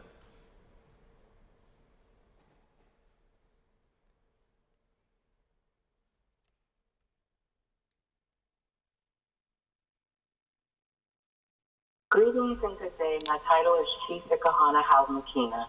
I am the Grand Inca of the Iroquois Confederacy of Aboriginal American People. We are the Onkwe Homwe, the Rotonosuni. We also are the most marginalized people in America. And for that, I would like to read the Declaration of Independence. When in the course of human events it becomes necessary for one people to dissolve the political bands which have connected them with another, and to assume among the powers of the earth the separate and equal station to which the laws of nature and of nature's God entitles us. A decent respect to the opinion of mankind requires that they should declare the causes which impel them to separation. This part you all are most familiar with. We hold these truths to be self-evident, that all men are created equal, that they are endowed by their Creator with unalienable rights, that among these are life, liberty, and the pursuit of happiness, that to secure these rights, governments are instituted among men, deriving their just powers from the consent of the governed. That when any form of government becomes destructive of these ends, it is the right and the duty of the people to alter or abolish it and institute new government, laying its foundations on such principles, organizing its power in such form as they shall seem most likely to affect our safety and happiness. I would employ that we have been left out and left behind, but our resolve and our resilience and our determination to live free, to be safe in our pursuit of happiness, to actively engage in government-to-government relationship as detailed in House Congress Resolution 331, 100 Congress, second session. That is a concurrent resolution. Also detailed in House Joint Resolution 3, the 110th Congress first session, an acknowledgement of the long history of official depredations and ill-conceived policies by the United States regarding indigenous people or Indian tribes. I want to be clear. As the chief of my nation, I do not consent to being governed. We do not waive any of our rights. The people of my nation are depending on me to ensure their safety and well-being. So I invite Mayor Gainey and all 9 city council members to take meaningful steps to lead the way to rolling out and signing on to legislation that we propose, and to strengthen our government-to-government relationship as detailed in the Universal Declaration of Human Rights, to which this city council has said that they would in 2011. Thank you very much. That exhausts our list of registered speakers. If there's anyone in chambers wishing to speak, please come forward at this time. Provide your name, neighborhood for the record. You'll be given 3 minutes to speak.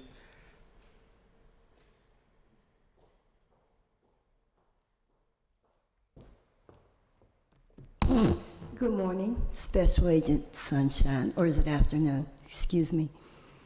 How's everybody? What an election, huh?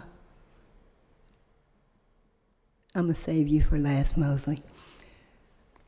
Let me just pray first. Father, thank you that you have come into my life as my Savior, as my provider, as my healer, and as my chain breaker. Thank you that you are a holy God who desires to free me from anything that is holding me back from victory and my destiny. Thank you that my chains are gone and I've been set free. I believe that every force that has been holding me back has been broken. In Jesus' name, amen. Proverbs 22:16 says, "One who opposes the poor to increase his wealth, and one who gives gifts to the rich, both come to poverty." Ecclesiastes 5:10 says, "Whoever loves money never has enough. Whoever loves wealth is never satisfied with their income." Lavelle, I just want to ask you a question. When you were 8, because that's where little boys usually had the most creativity, what did you really want to be when you became an adult? I'm very curious about this question because I know that right now where you stand, doing that wasn't it. That wasn't your dream. That wasn't your goal. I'm just curious. I really would like to know the answer to that question. I have a question for the Port Authority. I guess the CEO, whoever will take this question. You have cameras in the buses and the trains, but there's no cameras in the elevators of the T-stops where people are urinating. And I really think that should be addressed like immediately because it's nasty. We shouldn't be subjected to that. Last, Mosley, I just want to ask you, how is it there's no food at your Roots organization at the Smithfield Street location? I gave them a resource for Starbucks at Federal Street and West North Avenue. They can go to that Starbucks anytime after 6 and get donations every day. There's days at your organization there's no food, and it just doesn't make any sense to me. I'm gonna keep praying about that in Jesus' name, amen. Thank you very much. Next speaker, please. Next speaker, please.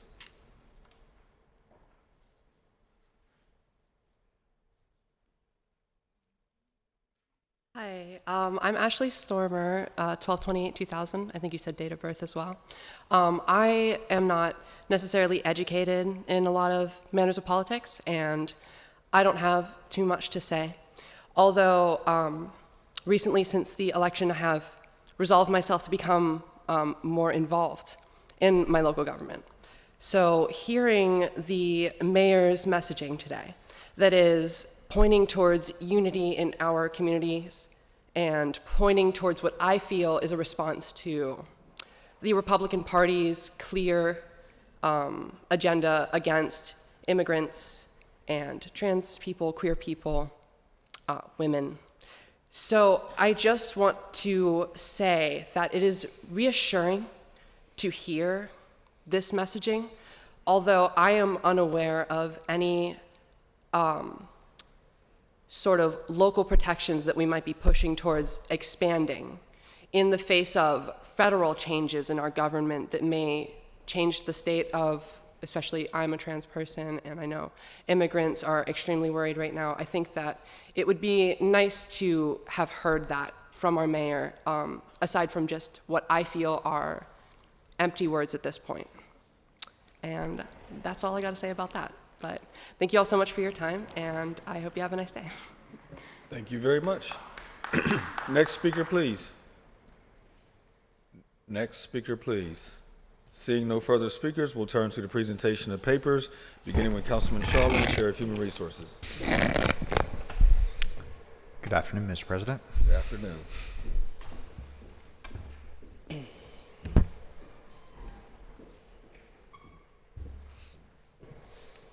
Councilperson Charlin presents Bill Number 1141, Resolution authorizing the Mayor, the Director of the Department of Human Resources, and the Director of the Department of Parks and Recreation to enter into an agreement or agreements with the County of Allegheny to support children, youth, and family programs administered by the Department of Human Services at a cost not to exceed $4,200,000 for a one-year pilot. And Councilman Coghill, Chair of Public Safety and Wellness. Councilman Charlin for Councilman Coghill.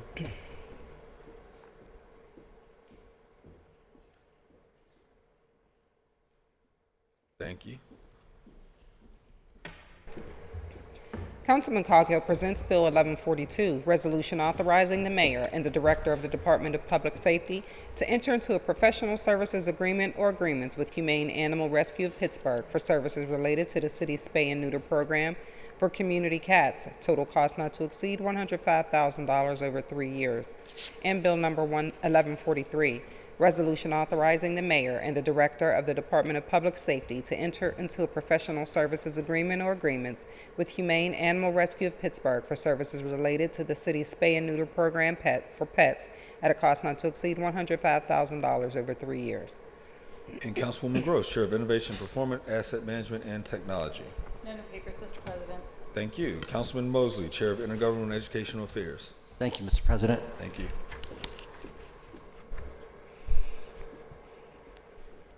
Councilman Mosley presents Bill Number 1144, Resolution authorizing the mayor to enter into a cooperation agreement or amendments thereto with the County of Allegheny, the Urban Redevelopment Authority of Pittsburgh, the Housing Authority of the City of Pittsburgh, the Stadium Authority of the City of Pittsburgh, Pittsburgh Water, and the Public Parking Authority of Pittsburgh to govern the processes associated with the facilitation of the Pittsburgh Regional Disparity Study.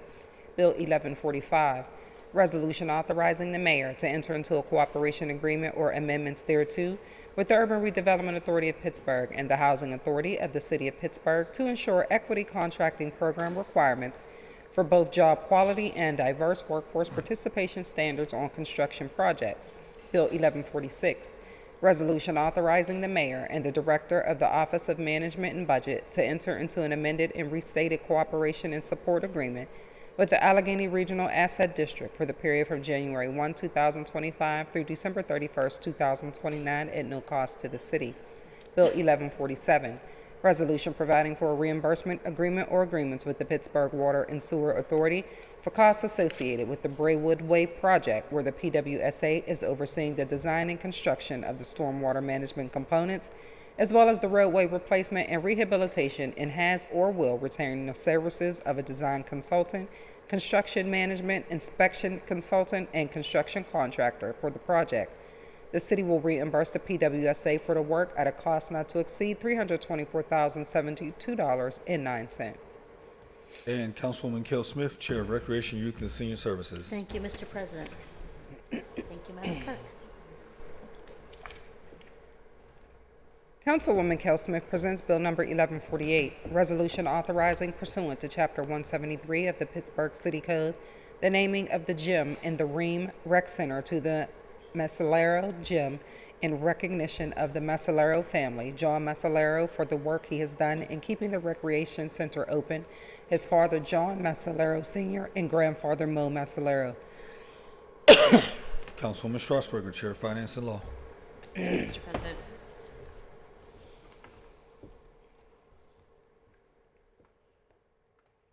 Councilperson Strasburger presents Bill number 1149, resolution amending resolution number 277 of 2023, which authorized a professional services agreement and or contracts extension with B2G Now by increasing a total spend of $71,000 for a new not to exceed amount of $232,243.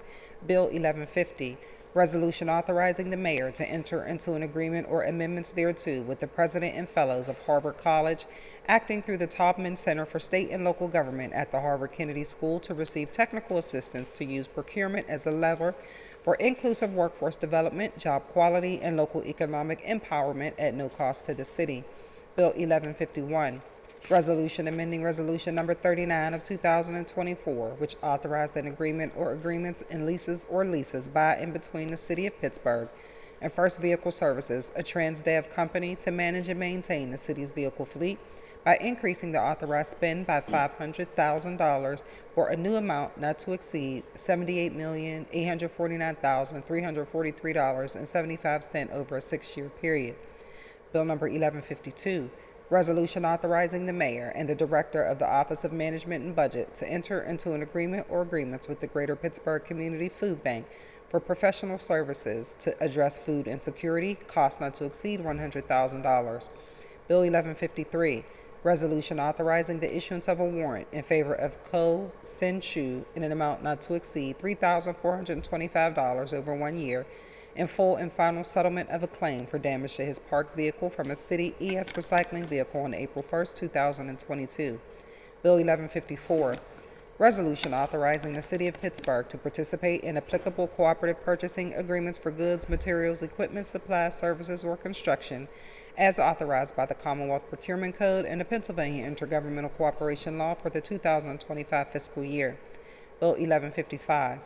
Resolution providing for the letting of contracts and for the use of existing contracts for the purchase of materials, supplies, and equipment for city departments and in maintenance, repair, rental, and or leasing, rehabilitation, renovation, inspection, or servicing of city buildings and facilities, and for any miscellaneous services in and for any city department, and providing for the payment of the cost thereof for the 2025 fiscal year.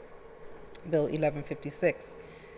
Resolution adopting and approving the 2025 capital budget, the 2025 community development program, and the 2025 through 2030 capital improvement program.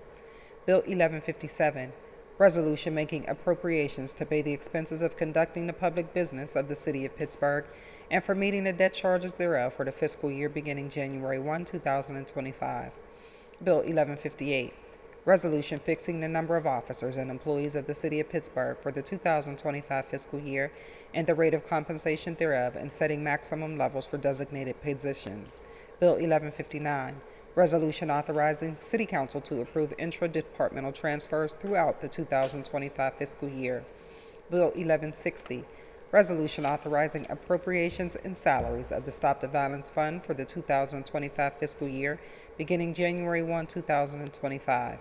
Bill 1161, resolution authorizing appropriations, salaries, and capital expenditures of the Parks Trust Fund for the 2025 fiscal year beginning January 1, 2025. Bill 1162, resolution authorizing the mayor and the director of the Office of Management and Budget to enter into an agreement or agreements with the URA of Pittsburgh for the administration of certain 2025 PAYGO-funded projects and programs and provided for the payment of the cost thereof not to exceed $1,100,000.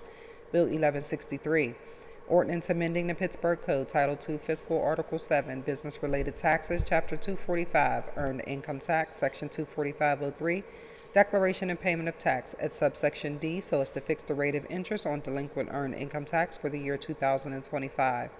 Bill 1164, resolution authorizing all city departments in conjunction with the Department of Finance to enter on behalf of the City of Pittsburgh into a facilities usage agreements or agreements during the 2025 calendar year for the purpose of permitting groups to rent city-owned facilities for recreational and community-focused activities in individual amounts not to exceed $10,000.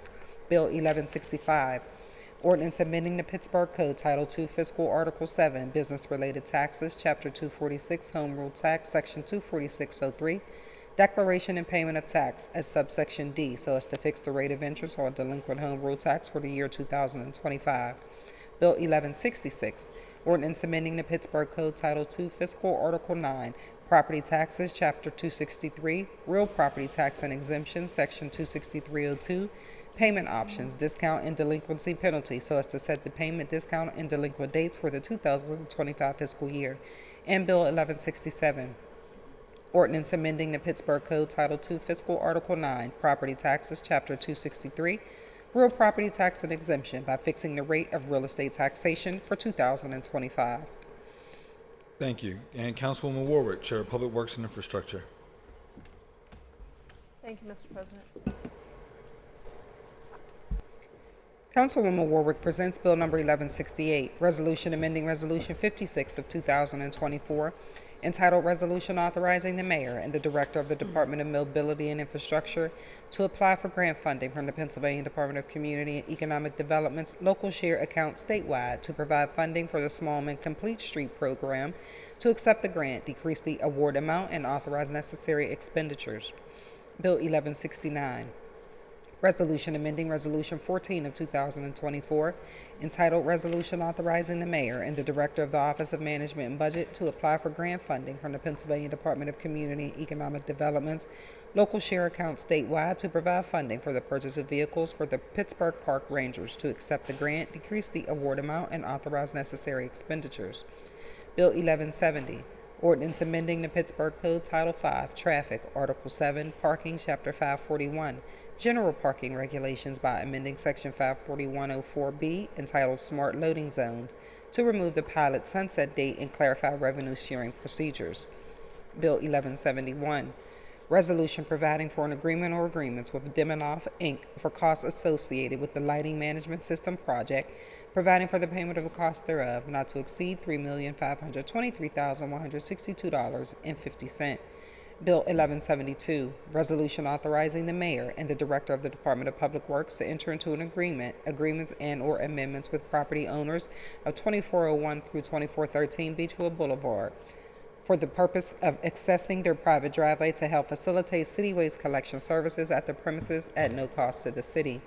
Bill 1173, Resolution authorizing the mayor and the director of the Department of Public Works to enter into an agreements, and/or amendments with Antonio Jimenez, property owner of 4026 Ohio River Boulevard, for the purpose of accessing their private driveway to help facilitate city waste collection services at the premises at no cost to the city.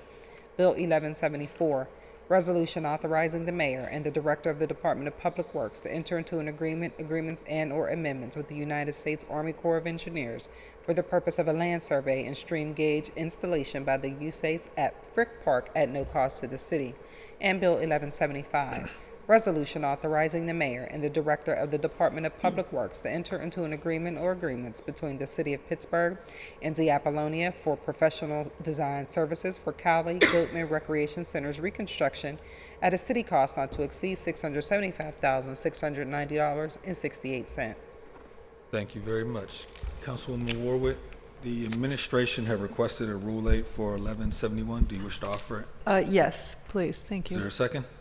Second. All those in favor say aye. Aye. Any opposed? Bill 1171 will appear on our standing committee agenda tomorrow. And Councilman Wilson, Chair of Land Use and Economic Development. Thank you, Mr. President. Thank you.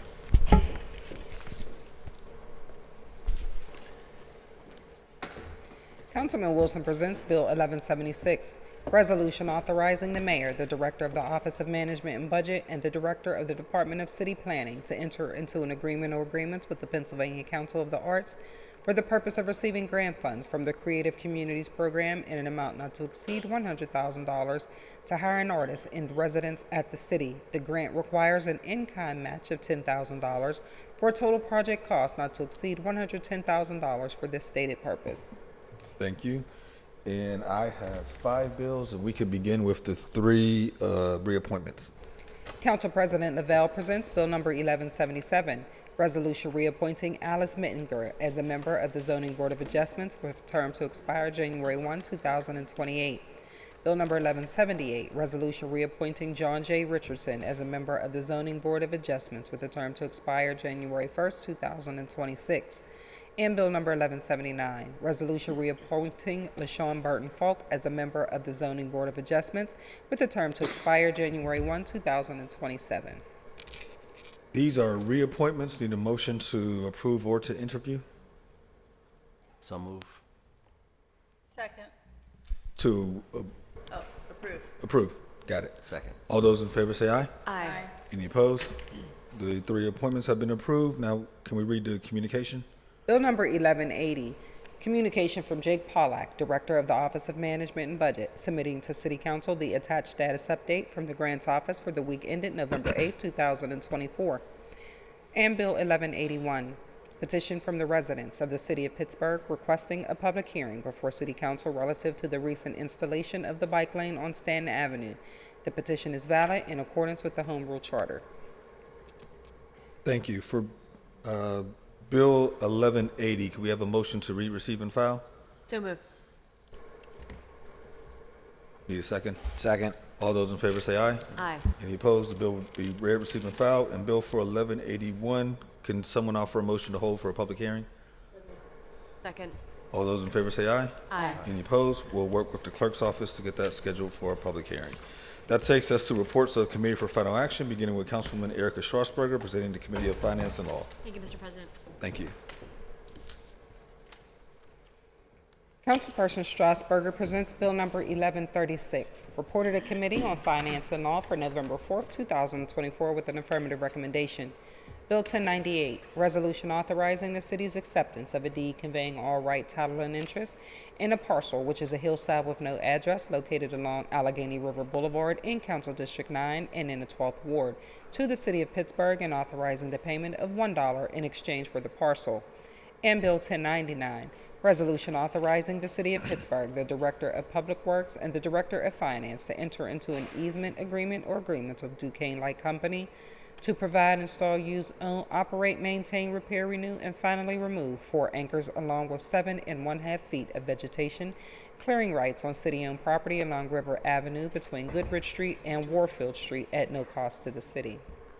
You've heard the reading and the title of the bills. Is there any discussion? If none, the bill is now ready for final action. All in favor of the passage of the bill will vote aye when their name is called. Those opposed will vote no. Will the clerk please take the roll? Mr. Charlin? Aye. Mr. Coghill? Aye. Ms. Gross? Aye. Mr. Mosley? Aye. Mrs. Cale Smith? Aye. Mrs. Strasburger? Aye. Mrs. Warwick? Aye. Mr. Wilson? Aye. Mr. Lavelle, President? Aye. 9 ayes. The bill having received the legally required numbers of votes is passed finally. That takes us to Councilman Anthony Coghill presenting the Committee of Public Safety and Wellness. Thank you, Mr. President.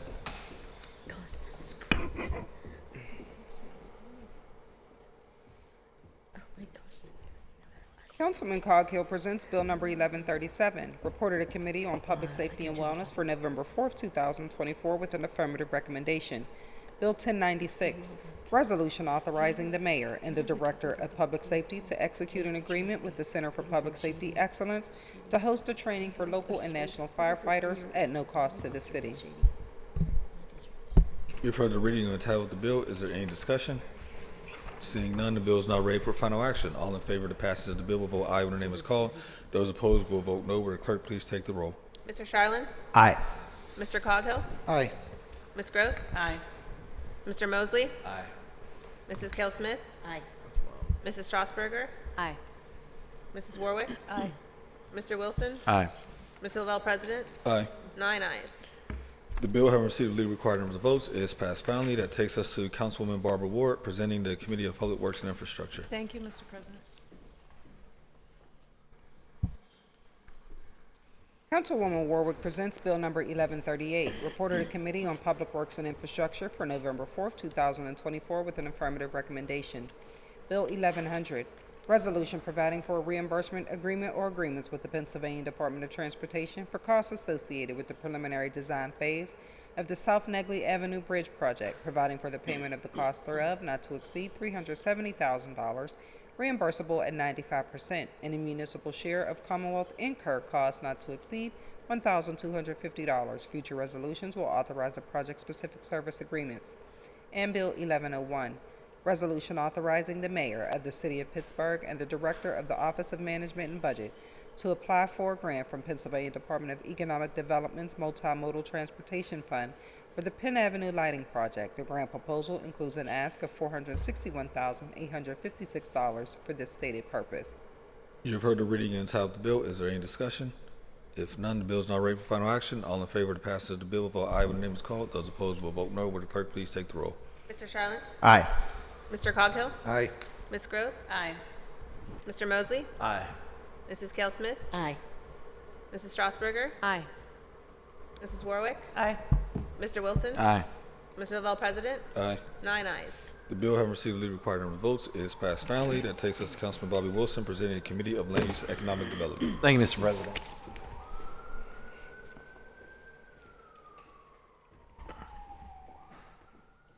Councilman Wilson presents Bill Number 1139, reported to Committee on Land Use and Economic Development for November 4th, 2024, with an affirmative recommendation.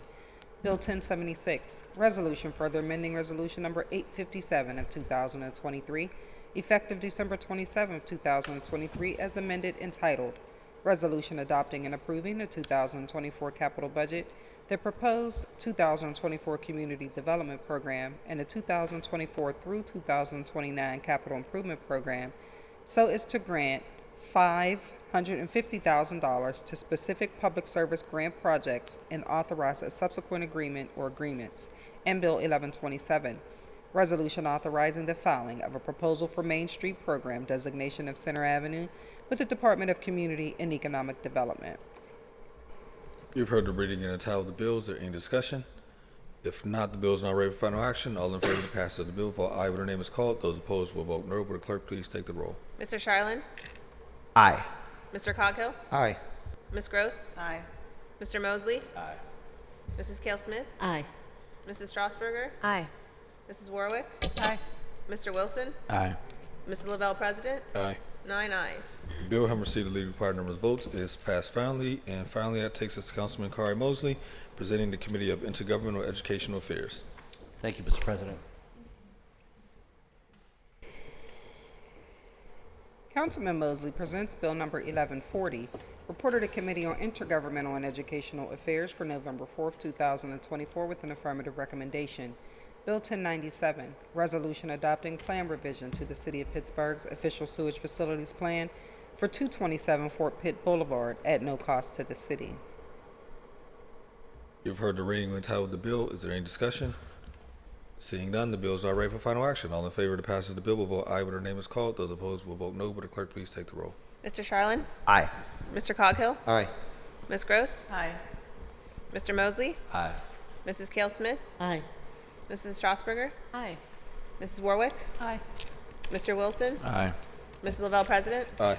9 ayes. The bill, having received the legal required number of votes, is passed finally. That takes us to motions and resolutions. Is there anything from members? Councilwoman Cale Smith. Thank you. I just want to make sure that the public knows we're getting ready to send out a mailing, but that we have a public hearing on the zoning legislation that I introduced that we had scheduled a while back. It's that legislation for the public so that they understand, because I've heard public commenters come down with a lot of misinformation, so I want to make sure they're getting their facts straight.